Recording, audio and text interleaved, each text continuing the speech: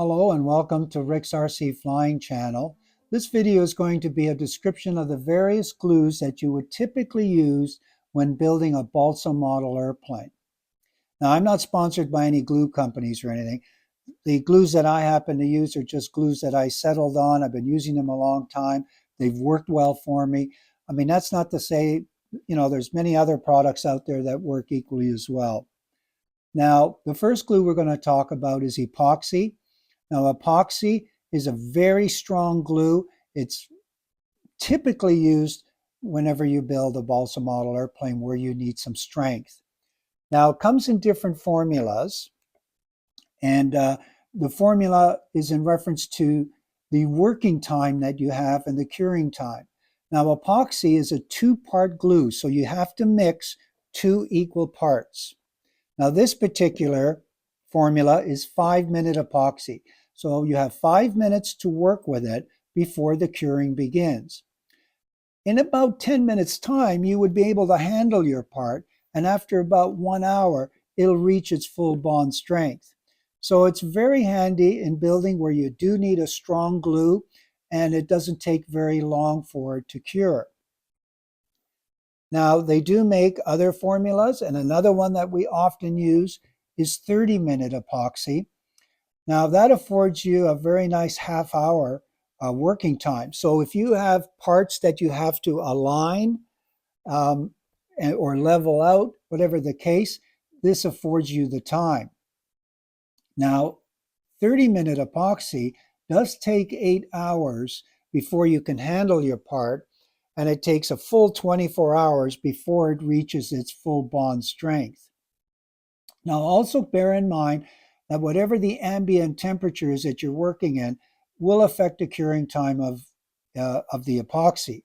So the colder it is, the longer it'll take to cure, and the warmer it is, the quicker it'll cure.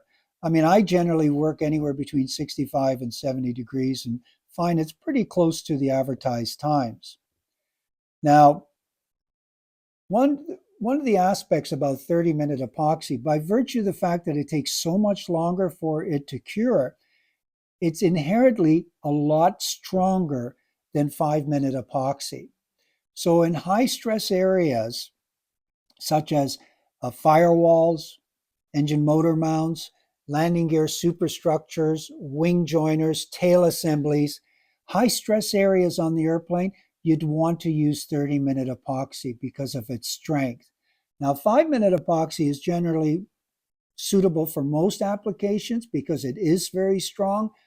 But when it comes to really high stress areas, you would want to use the 30-minute epoxy. Now, generally speaking, if you have the 5-minute and 30-minute, you pretty well have it covered. Bear in mind that, 5-minute, you might feel a bit rushed or not enough working time. I mean, when you use 5-minute epoxy, you pretty well want your parts already pre-fitted, or at least they go together quickly. Now, if you feel that's not quite enough time, they make other formulas, and that is this particular one is 15-minute. I've seen 20-minute. So this just gives you that little bit of extra time to work with it. In about 45 minutes, you could handle the part, and after 3 hours, it'll reach its full bond strength. So, you could add these different times into your glue collection. It's just a personal preference. But generally speaking, if you have 5-minute and 30-minute, you got a pretty good spectrum to cover off most situations.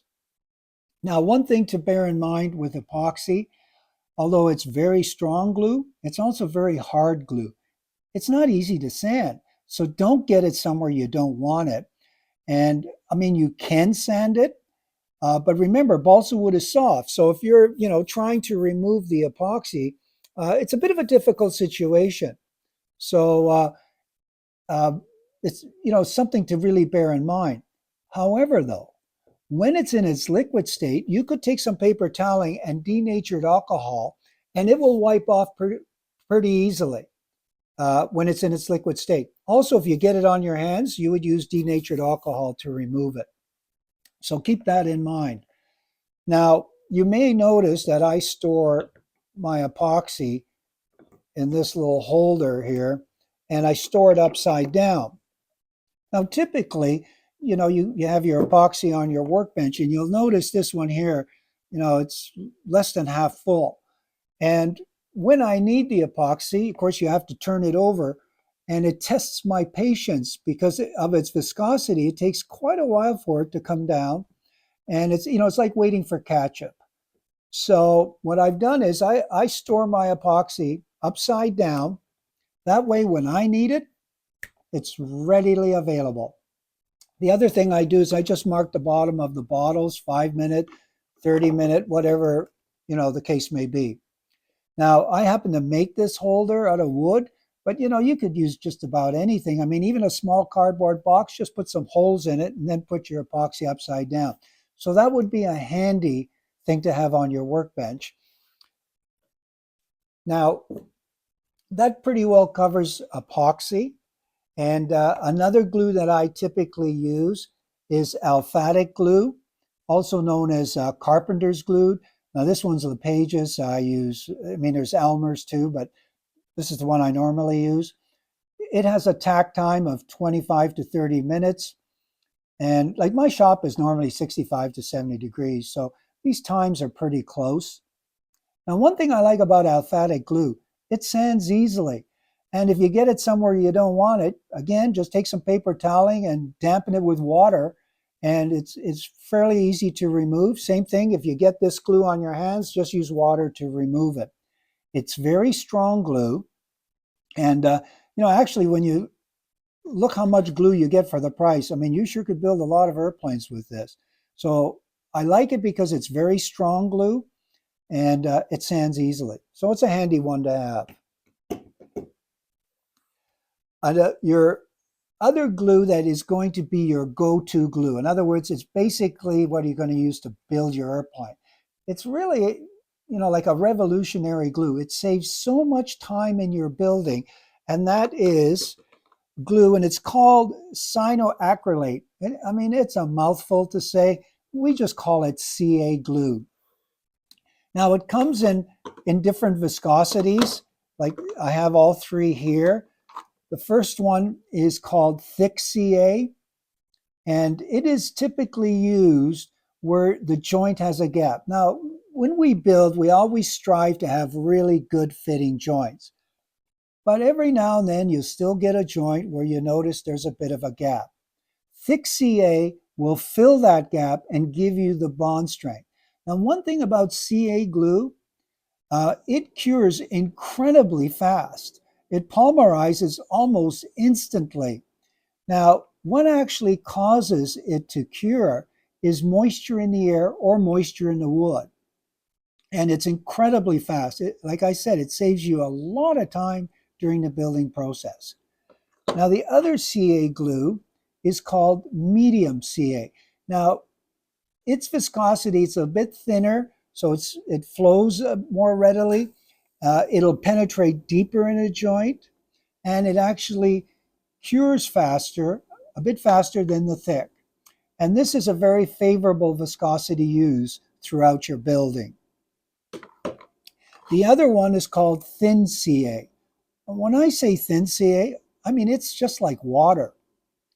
And one of the characteristics about thin CA is that when you apply it to whatever joint or wherever you're applying it, it bonds instantly.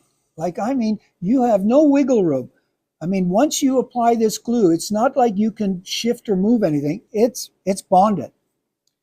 Now, it has great capillary action. It wicks deep into the wood and very quickly. Now, the one thing about it is when you use thin CA, you do need good joints. They have to be reasonably tight fitting. If you have a gap, the glue is almost useless. But that's why they make thick and medium. And of course, you would decide which one is applicable, depending on the gap. So thin is typically used on good joints and instant bonding. Now, in saying that, the fact that it has such great capillary action, you have to be a little bit careful. If you were to take two pieces of wood and you're holding them together and you apply the CA, now, of course, it depends on the thickness of the wood and how much glue you use, But when you're holding two pieces of glue, wood, in your hand, and you apply this glue, there's a good chance you're going to glue your fingers to that piece of wood because it wicks through the wood. So you have to be very careful when using thin CA. The other thing about thin CA is that because it's like water and you're holding a piece of wood, if you apply too much, it very easily will run down and end up somewhere maybe you don't want it to be, or maybe on your hands. So you have to be careful when you use thin CA. Now, when it comes to gluing your fingers together or on a piece of wood, it's not if you will, it's when you will. I've sure done it more than one time. Now, if that happens and you do glue your fingers to a piece of wood or together, you should always have readily available debonder. And this particular one, they call it super solvent, but it is for CA glue to debond it. I happen to buy this from Aircraft Spruce, but you can get it at all the hobby shops and various places. So if you accidentally were to glue your fingers together, just take some debonder and put several drops there and just working your fingers to pull them apart, and they will come apart. In saying that, another thing I've used debonder for, maybe I spent too much time in my shop and I glued two pieces of wood together and then realized, oh no, those are the wrong pieces. If you try separating that piece of wood, CA glue is very strong. Chances are you're just going to break that part. But if you apply debonder to that joint, whatever piece of wood you glued together, if you apply it several times, it will come apart. So that's something to keep in mind. The other product that you would often use along with CA glue, it's called accelerator. And it's sometimes referred to as kicker as well. Now you can buy it in little spray bottles like this, or you can buy it in bigger bottles and then just refill your spray bottle. It even comes in aerosol cans.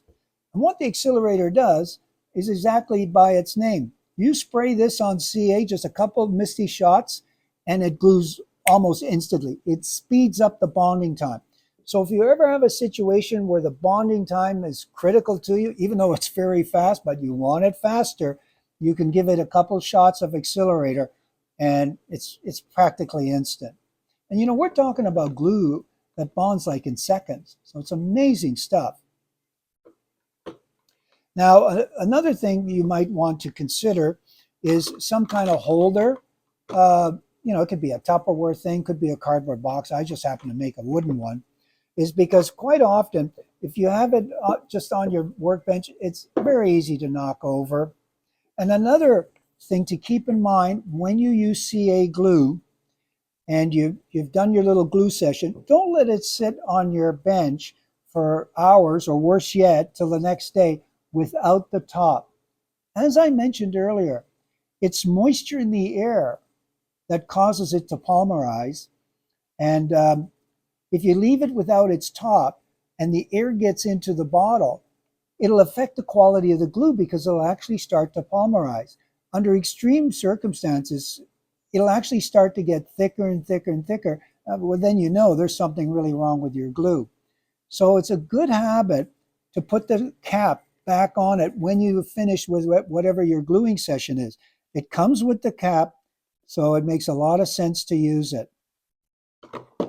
Now, you may notice on the thin CA, it has this very narrow, long tip.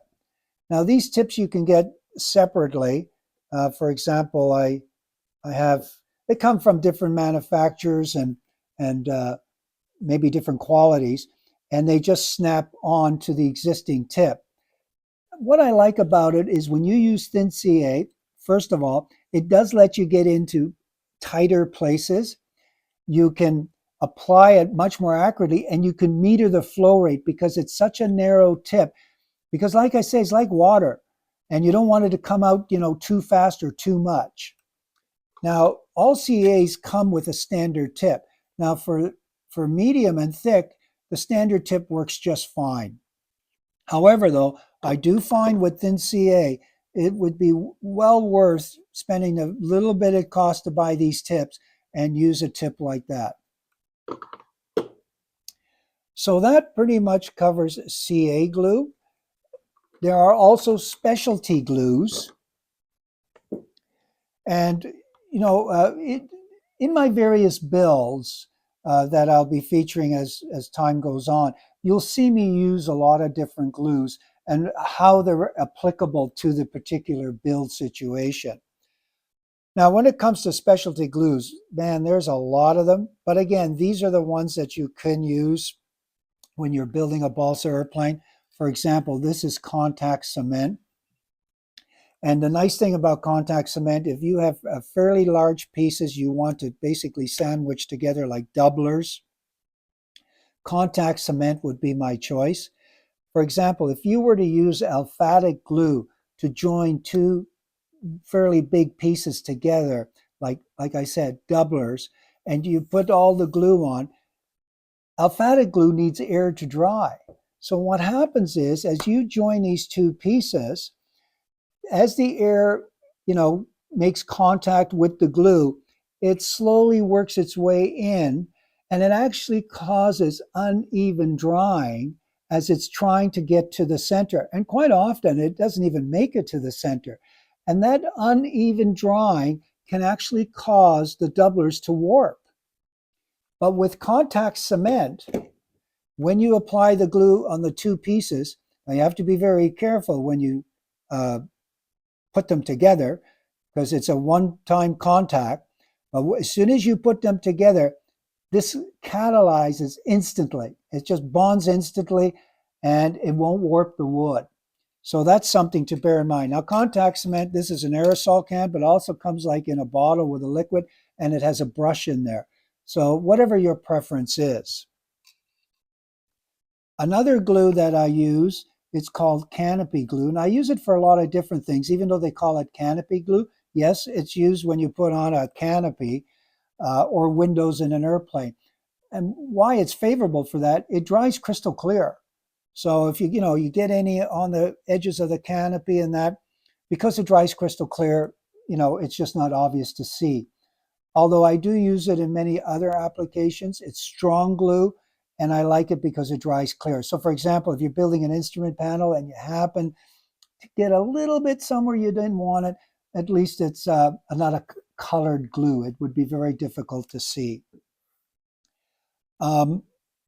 Another glue, I don't use it often, but it's worth mentioning. It's called foam tack. So for those that build or have to repair a foamy airplane or foam parts, foam tack works really well. It's specifically designed for that. So that's something to bear in mind, and very, very strong. So that pretty well covers the basic glues that you would want to have when building a balsa model airplane. So if you like the video, please hit like and or subscribe. Be sure to check out the other videos. Thank you for watching, and we'll see you soon.